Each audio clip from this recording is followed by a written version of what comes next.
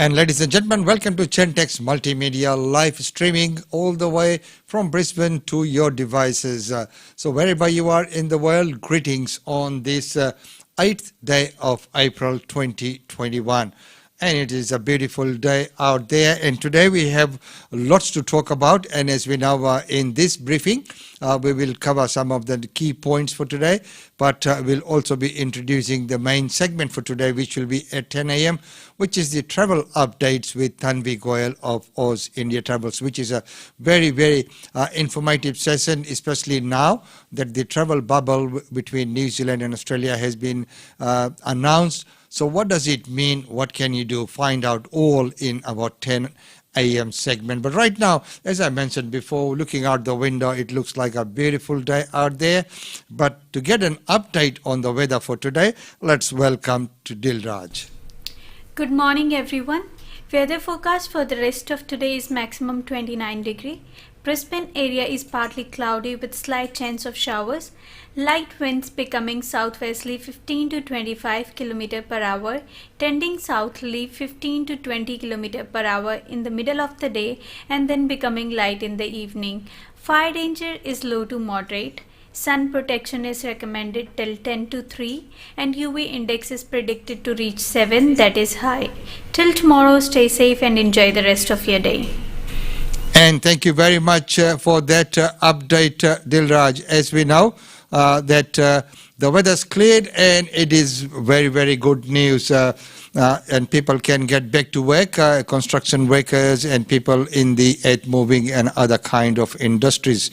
Well, as we mentioned before that today, we will look at many of the news that's been happening in and around.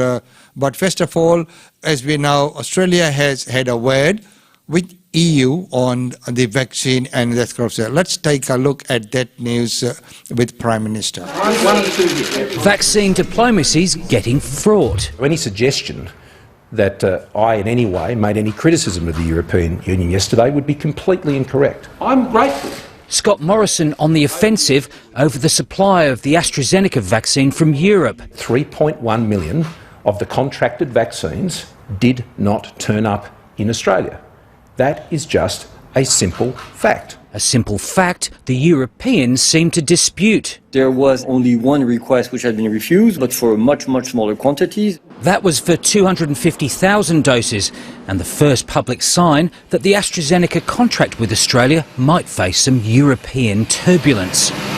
If you're not approving, it's the same as effectively you're blocking. That obviously had a very significant impact. Not that the government would admit it at the time. We are very clear that this does not affect the pace of the rollout. It's always about shifting blame to someone else. But with the EU claiming publicly it's not blocking exports, the PM's demanding the original contract with AstraZeneca be respected. Promising 1 million doses would immediately be dispatched to PNG, where a COVID crisis is mounting. If that doesn't occur, then we have been working with a number of other partners around the world. The government's made vaccine delivery its #1 priority. It raised expectations, offering benchmarks on its performance, only to then be less than transparent about the retreat from its own ambitious vaccine targets, which has invited criticism and put ever more pressure on local supply. There is nothing that is not being allocated to be put in an arm. That's to be absolutely clear. There is nothing sitting in a cupboard. There are hopes that CSL's Melbourne factory will eventually pump out 1 million doses a week of the AstraZeneca jab. But what doses it does produce won't go straight into arms until every batch is checked. The World Health Organization having a fresh look at possible links between blood clots and the AstraZeneca vaccine. We are confident that the benefits-risk assessment for the vaccine is largely still positive. Given Australia's reliance on this particular vaccine, may that remain the case. Andrew Probyn, ABC News, Canberra. As we know that the war of word continues, but right now let's take a look at some of the news for today. ISX is set to rise again after breaking the COVID ceiling. An Australian benchmark closed at its highest level in almost 14 months. And of course, we know it is a time well before the pandemic crash. It is now set to rise again, and which is the sign of the times. In the next news, Visy Cycling Factory burns in Adelaide's north. About 100 firefighters are battling a fierce blaze at a recycling factory north of Adelaide, with bundles of cardboards and plastic fueling the fire. The other news is, my wife is a hero. A young family hikes to safety after being trapped by roaring floodwaters. After being trapped by floodwaters, the rainforest homestead for days, the young family decided to hike to safety, carrying supplies and a baby. They look forward to the day they can return home and rebuild. Such are many stories like that. And government has asked medical regulators to immediately look at the EU data on AstraZeneca blood clot link. The federal government asked the nation's medical and vaccine regulators to urgently look into the findings. The European Medicines Agency of a possible link between AstraZeneca's COVID-19 vaccine and the rare blood clot issues. Now, the next big question is, will Australia avoid giving young people AstraZeneca COVID-19 jabs? Telling young people they should avoid AstraZeneca vaccine has the potential to undermine the trust in the entire program. Indigenous managed clinics in Northern Territory's remote vaccine rollout. An Aboriginal control-led clinic takes charge of COVID-19 vaccine rollout in remote East Arnhem region of Northern Territory. Liberal Party Boys Club culture concerns is raised in the 2015 report. A confidential report indicates the party was made aware of concerns around bullying and intimidation against in 2015, with women being silenced at meeting and men engaging in chauvinistic behavior. Chief Medical Officer Paul Kelly says blood clots associated with AstraZeneca are extremely rare event. Chief Medical Officer Paul Kelly says AstraZeneca vaccines is extremely effective and very safe. The EU regulator marks a possible link between the jab and the blood clot, while National picks local constructions manager to save the coalition majority in Upper Hunter by-election. The Nationals have pre-selected a local constructions manager, David Lizal, to run as the party's candidate in the Upper Hunter by-election. While the New South Wales Department of Education has cleared a South Sydney school of locking a young student with autism disorder in a small sensory room. On the other side of the fence, looking in, damage to the ancient stone eel sparks call for better access to culturally significant sites. Traditional owners are dealing with damage of the threat of harm to culturally significant sites on a weekly basis in Victoria.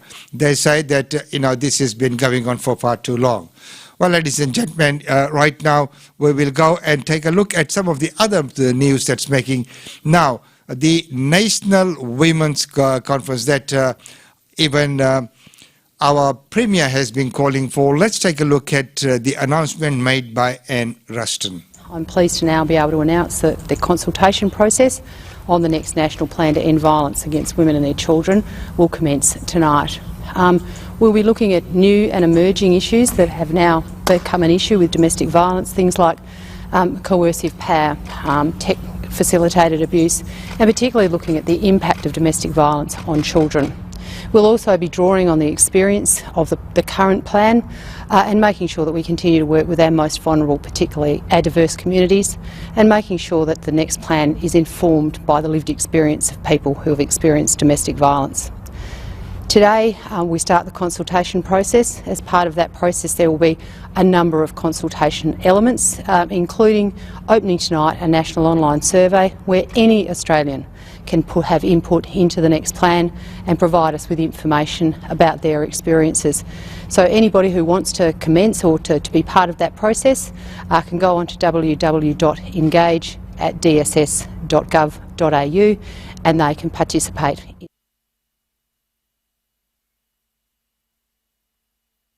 I'm looking forward to getting that update at National Cabinet tomorrow as we continue the vaccine rollout. In more good news today, I'm pleased to be here at the Southport TAFE, and what a wonderful facility and we know that our TAFE facilities across Queensland are preparing our students for the future, and this $10 million investment here is preparing our health students for the professions that they want to go into the future. So whether it's nursing or allied health, around 3,000 students will go through this new facility who are already enrolled, and around 1,300 are enrolled in nursing. And we just saw some of the great, Deb was showing us some of the great new technologies that are being utilised here. In fact, not just a Queensland first, but an Australia first. So our students are getting the most up-to-date technologies and preparing them for careers in health right across the Gold Coast. And of course, they're connected with the Gold Coast University Hospital, just being up the road.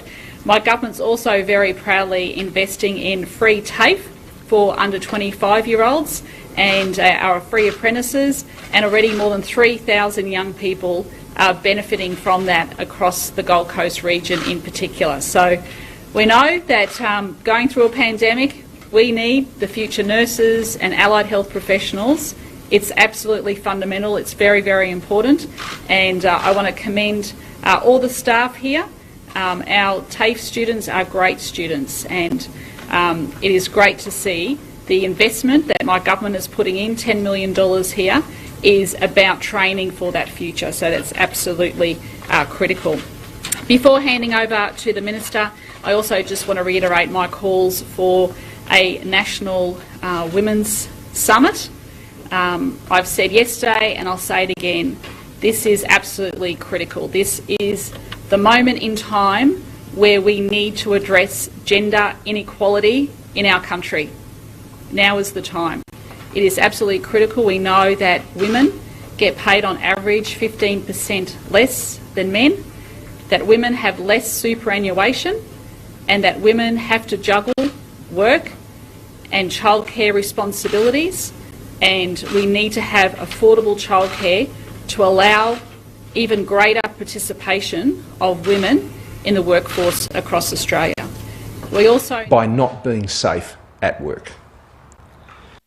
Now, this is why my former colleague and the then Minister for Women, Kelly O'Dwyer, established the Respect at Work inquiry and asked the Sex Discrimination Commissioner, Kate Jenkins, to undertake that report. That was back in June of 2018. In fact, the social media has been phenomenal in terms of the reach, in terms of this proposal, and I want to thank everyone, and please share it. I think it's absolutely vital that we have this National Women's Summit, and like I said, happy to host it here in Queensland, or if the Prime Minister wants to have it in Canberra, that would be terrific as well. And in the very inclusive and responsible and engaging way that she has sought to manage and address what are highly sensitive issues, highly challenging issues.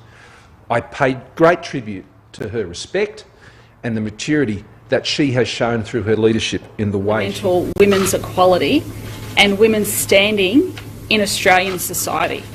So it doesn't get more important than that.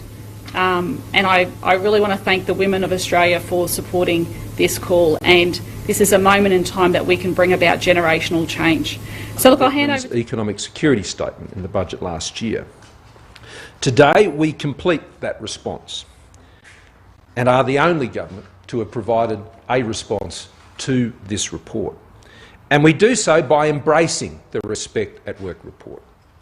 All 55 recommendations are either agreed wholly in part or in principle, or noted where they are directed to governments or organisations other than the Australian government, or the government is able to achieve the intent of the recommendations through other means as set out in the report. And last night I had the opportunity to speak to Kate Jenkins, and I know the attorney has also, and the attorney will speak more to that in her remarks. And we were able to speak through our responses and the support we're providing right across the board for both the intent and, in the overwhelming majority of cases, the specific recommendations as put forward. Now, Kate Jenkins' report, Respect at Work, is a game changer. It is changing the very narrative that will drive the appropriate actions needed right across governments and across our society. We believe our response, a roadmap for respect, will do the same thing. It's about creating a culture of respectful behaviour in Australian workplaces. That is what we are seeking to achieve to stop sexual harassment in those workplaces so Australians can be safe at work. Our response is based on our government's core values: respect, dignity, choice, equality of opportunity and ensuring justice.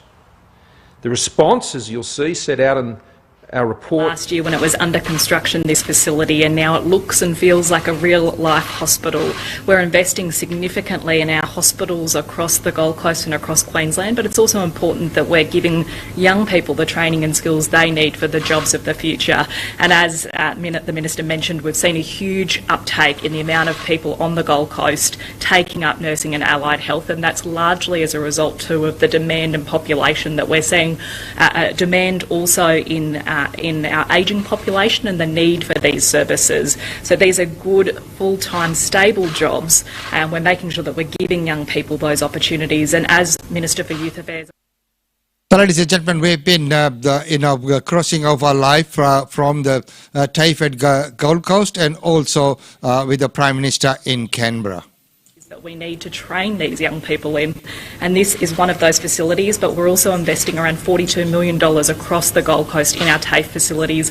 I just opened the new Trades Training Centre on behalf of the Minister in Ashmore a couple of weeks ago. We've got work happening in the Coomera TAFE as well as a new TAFE in Robina. There's a lot of investment being distributed throughout the Gold Coast to make sure that...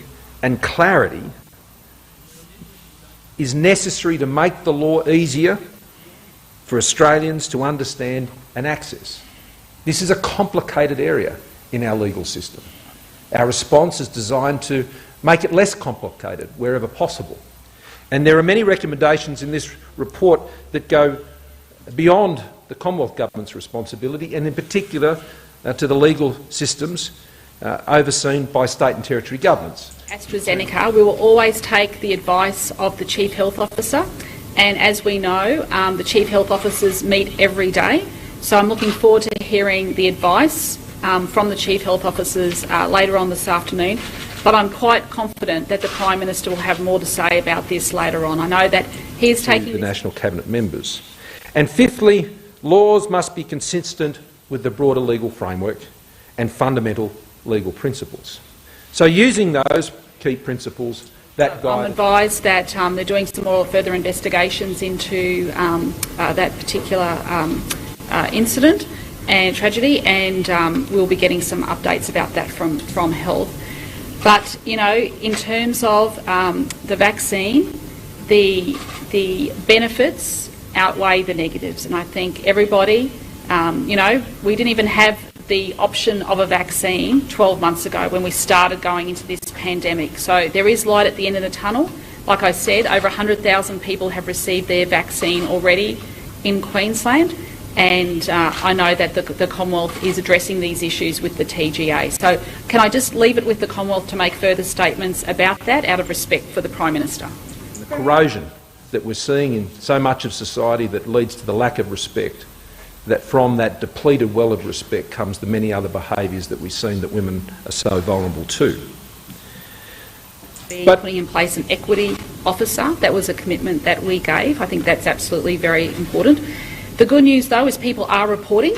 So the statistics that you have are because people are reporting. What I am concerned about is that there could be thousands of women out there in other workplaces across Queensland that aren't reporting. So once again, these are issues that I believe should be addressed at a National Women's Summit because they are real issues. In a statement, you said that you were aware of 2 complaints in this. It's important that as we address these issues, that we do it not in a way that sets Australians against each other. We have to do it in a way that brings Australians together, that work together to ensure that we can change this culture. And the government is committed to following that path. And again, I want to thank Kate Jenkins for the way that she has demonstrated that that is the way forward, not to set Australians against each other, but to ensure we bring together Australians to work on the changes in behaviour and the solutions that are necessary. Again, I want to thank the Attorney and Assistant Minister Stoker. We have been working together at a high pace over these last many weeks, as I advised in the House that I was personally and directly involved in ensuring that we're able to bring forward this response as soon as possible over this recent month or so. And I want to thank Minister Payne also for the work that she has done, and in particularly most recently in the co-chairing of the Cabinet Task Force. And I want to thank all the Cabinet members. Our voice at the COAG, now there's two, myself and Gladys, but these are really significant issues, and I think what Australia has seen over the last couple of months is this groundswell of support by women of all different ages, all different backgrounds, calling for change. And like I said, now is the time, and we cannot miss this opportunity in time. As the Prime Minister has said, is just so important, and address sexual harassment.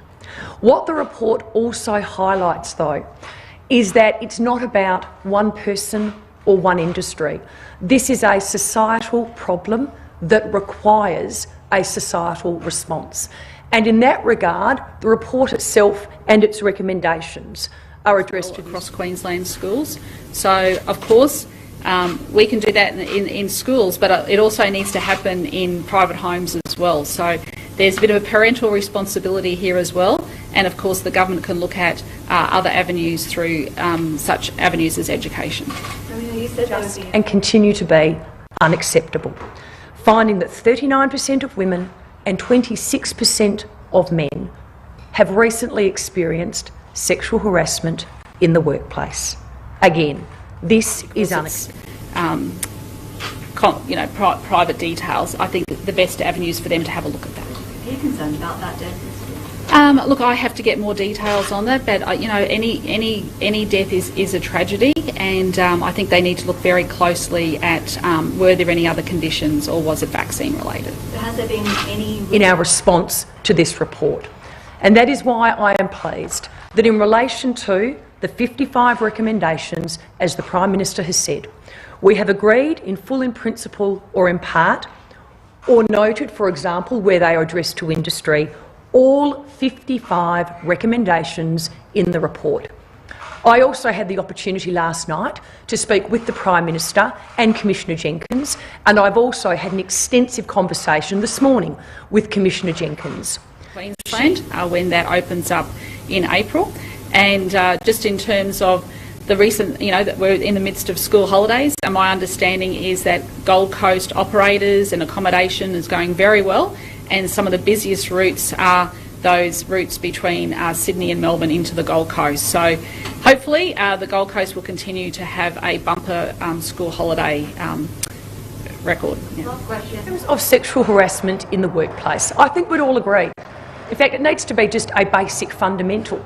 Everybody has the right to feel safe in the workplace. To lead the national effort, the government has outlined the word supply. So supply is a matter for the Commonwealth Government, which the Prime Minister addressed yesterday and acknowledged that there are issues with supply. And in relation to the private hospitals, that is for the Commonwealth. The Commonwealth is undertaking to do the rollout of the vaccine in private hospitals. Like I said, Queensland is responsible for 30% of the vaccine rollout, and the Commonwealth Government is responsible for 70%. And employees. We're going to simplify and strengthen the legal framework. But as the Prime Minister has also noted, you need better coordination. Those figures, and RTI is a matter for independent RTI officers. Premier, would you consider setting up a mass vaccination workplace? We also, though, need to continue to support strong preventative action. As the Prime Minister said, we need to stop this behaviour before it even commences. And in that regard, the Australian Government, and we've done a lot of work on this in the past, but we continue to be committed. So, ladies and gentlemen, that was crossing over from Canberra to Queensland, yes. And our Premier was at Gold Coast, and we had that press conference from Prime Minister. And basically, the reason for both the live cast together was to show that both are discussing the same matter. So, they are on par. Well, the two main things, one is the AstraZeneca vaccine, the other one is the male chauvinist behavior in the parliament, in the workplaces and many other places. So, both are addressing the same issue. And it was good to see that even in Canberra, and right here in Gold Coast with our Premier, that the same issue was being addressed. Well, ladies and gentlemen, in this segment, don't forget that at 10 a.m. we bring today's main feature, which is the travel update with Tanvi Goyal of Oz India Travels.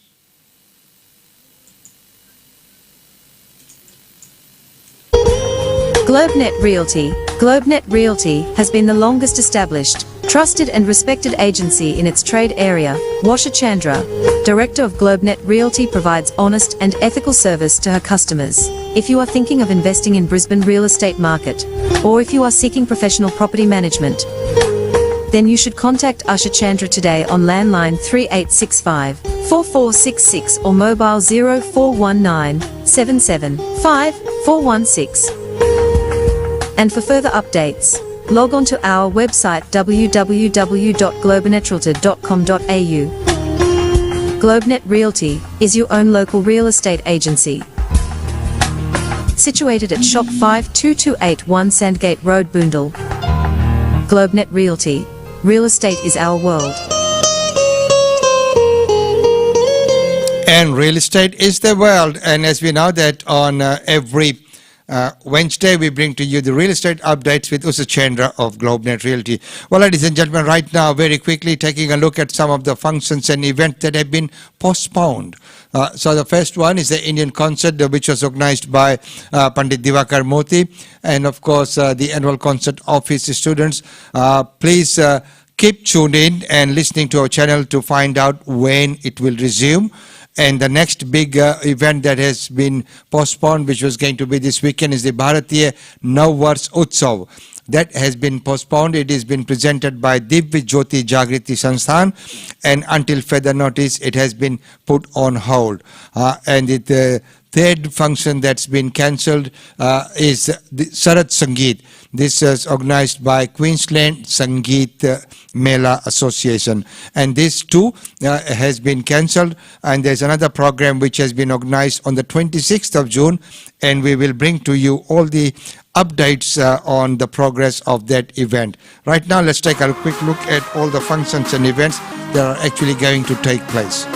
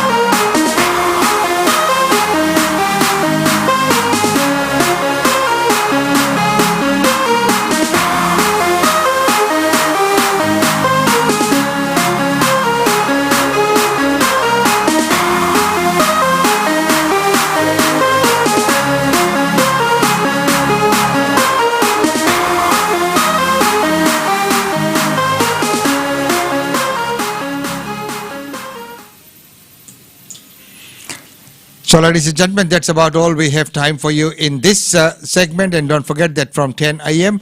we will have the live update of the travel and what's happening around that with Tanvi Goyal. But here's the ending part of Prime Minister's conference. 17 and 18 to put a positive duty on employers. Do you agree with the principle of that? Will you actually yes, make those changes? We do agree with the principle of that. And as we've noted in the report, a positive duty already exists, as you know, for employers under the Work Health and Safety Act. So that positive duty does exist. What we've said is we want consistency and we want to reduce complexity. So we're going to now look at how you could implement that in the Sex Discrimination Act, but not make the system more complex and not confuse people as to where to go. So certainly we're now exploring that exactly. And when can we see Today I'm pleased to be here at the Southport TAFE, and what a wonderful facility. And we know that our TAFE facilities across Queensland are preparing our students for the future, and this $10 million investment here is preparing our health students for the professions that they want to go into the future. So whether it's nursing or allied health, around 3,000 students will go through this new facility who are already enrolled, and around 1,300 are enrolled in nursing. And we just saw some of the great, Deb was showing us some of the great new technologies that are being utilised here. In fact, my experience, and I'm sure the attorney's experience, whether it is these issues that are before us now, or indeed the very serious issues of violence against women and children, the national plan that was first initiated, violence against women, by Prime Minister Gillard, supported wholeheartedly by the coalition at that time, and also in government with more than $1 billion invested. We've always done that in a bipartisan way. It has never previously, in my experience, been a matter of partisan debate or rancour. Well, as the Prime Minister said, it has never been a debate of, the partisan, but it is always received bipartisan support. So, ladies and gentlemen, we'll leave you with that in this segment, a very, very interesting segment. And don't forget that from 10 a.m. we will have the travel updates with Tanvi Goyal of Oz India Travels, and of course looking at the Trans-Tasman bubble and many other things that are happening at this point in time if you are planning on traveling. Until then, it's goodbye from me. Thank you so much for joining. It's always so good to see you.